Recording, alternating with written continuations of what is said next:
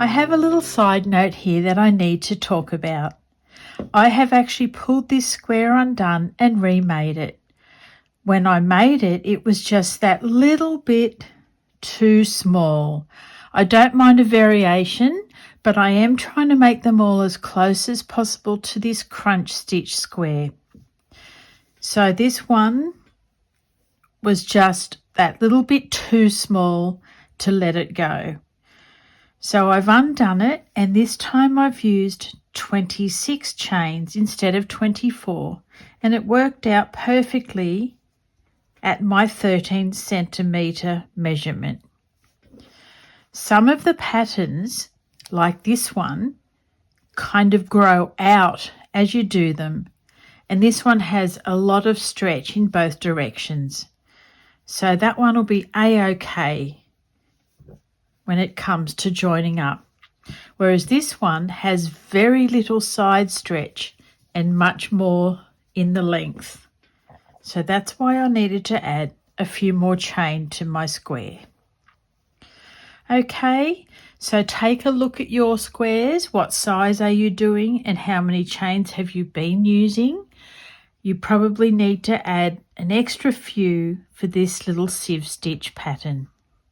I hope that's been a really great help for you before you dive on in and start, and I hope that you enjoy making this very cute pattern.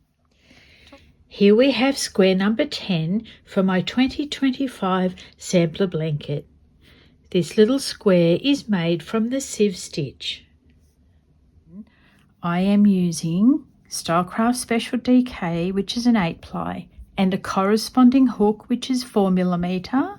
Of course, we need our scissors, darning needle, and especially we need a ruler or a tape measure, as my little squares are based on 13 centimetres width and length.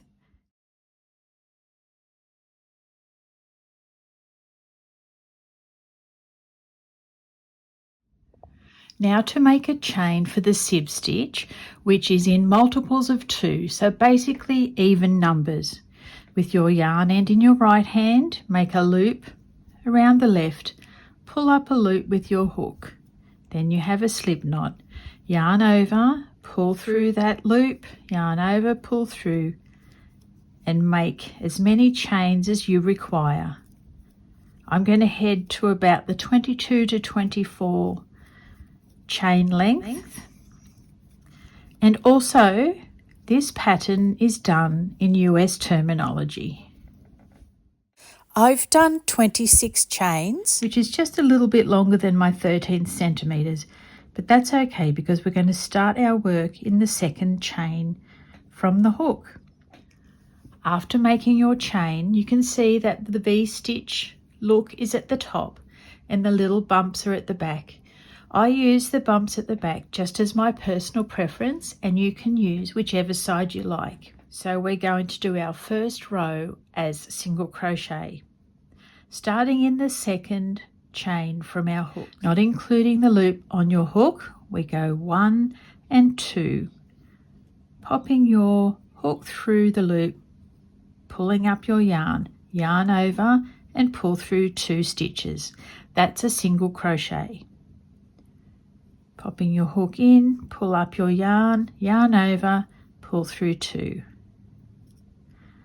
We're going to do single crochet along this whole row. Hook in, pull up your yarn, yarn over, pull through 2. Hook in, pull up, yarn over, pull through 2. In, up, yarn over, through 2. Okay, I will see you at the end of this row. There we have row 1, which is single crochets. Now we're going to do a chain at the end of our row, turn your work, and we're going to work directly into this stitch below. We're doing a single crochet here, chain 1, skip a single crochet below, and work a single crochet into the next one along. Chain 1, skip 1, single crochet, chain 1, skip 1, single crochet, chain 1, skip 1, single crochet, chain 1, skip 1, single crochet, chain 1, skip 1, single crochet, chain, skip, single crochet, chain, skip, single crochet, chain, skip, single crochet, chain, skip, single crochet, chain, skip, single crochet, chain, skip, and single crochet at the end of your row. Chaining 1, turning your work. For row 3, we're going to skip this first stitch that's directly below and do 2 single crochet into the chain space. So that's 1 and 2.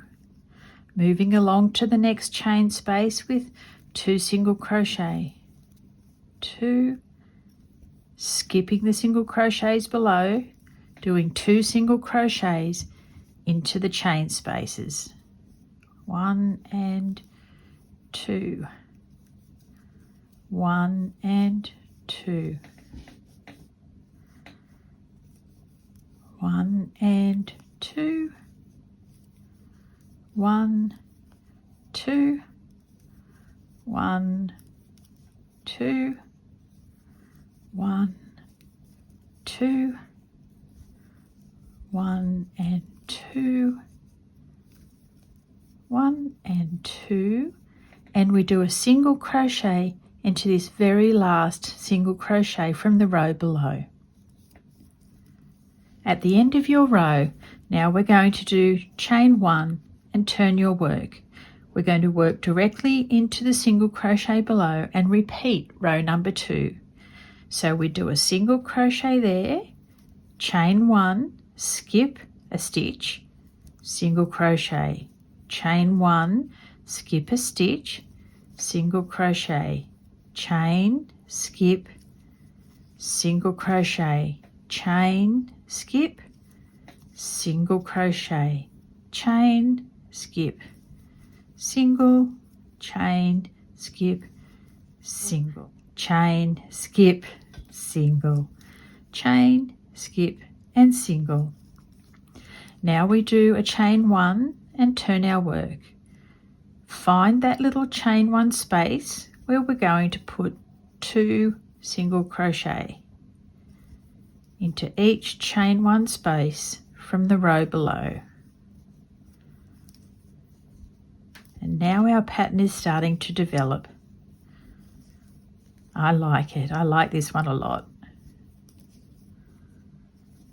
2 single crochets into every chain 1 space. 1 and 2, 1 and 2, 1 and 2, 1 and 2, and single crochet into the very last stitch. That's looking good. Right, I'm going to do a number of rows and meet you back here soon. I am so loving this little one. I tend to really enjoy the little eyelet patterns for some reason. So I've probably got about 2 more rows to go and this one will be done. I hope your work is going along as nicely for you as mine is for me. Now I'm all finished and I'm really loving this one so. So that is the sieve stitch. Okay everyone, I will see you again very soon and it's a big bye for now.